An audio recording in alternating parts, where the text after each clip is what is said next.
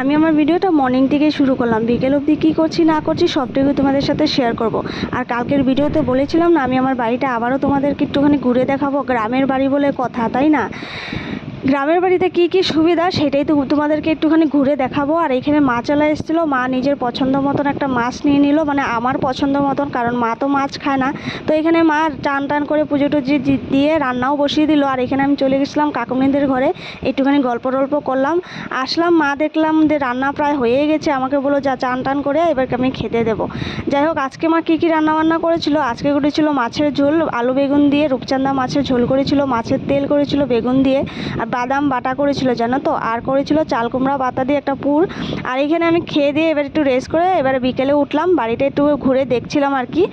তো যাই হোক, আমার বাড়িতে কি কি হয়েছে এই যে দেখতে পাচ্ছ, তিতা করলা হয়েছে, গাছের গয়াম হয়েছে, তারপরে লেবু হয়েছে, পেঁপে হয়েছে, এক ছুরি দেখলাম কাঁচা কলাও আছে। বাড়িতে কিন্তু গরুও আছে, দুধও পাওয়া যায়। তো সব মিলিয়ে এই যে বাড়িতে মানে গ্রামের বাড়িতে থাকার সুবিধে সেটা কিন্তু আমরা পাই না, আমরা কিন্তু সমস্তটাই কিনে খেতে হয়। আর ফুলও পাওয়া যায় না, আমরা কিন্তু ফুল বাজার থেকে কিনে তারপরে পুজো দিই। আর গ্রামে তো এই সমস্ত সিস্টেম নেই, সমস্ত কিছু বাড়িরই। যাই হোক, এই যে বাড়ি থাকার সুবিধা, মানে গ্রামের বাড়িতে থাকার সুবিধা, সেটাই তোমাদেরকে আর কি একটুখানি ঘুরে দেখালাম। আর আজকের ওয়েদারটা খুব সুন্দর ছিল, এত গরম ছিল না, আর একটুখানি হাওয়াও দিচ্ছিল। আর এই যে দেখতে পাচ্ছ ওয়েদারটা খুব সুন্দর, মানে আর কি বলবো। তো যাই হোক, কেমন লাগলো ভিডিওটা, আশা করি ভালোই লেগেছে। যেতে যেতে লাইক করবে।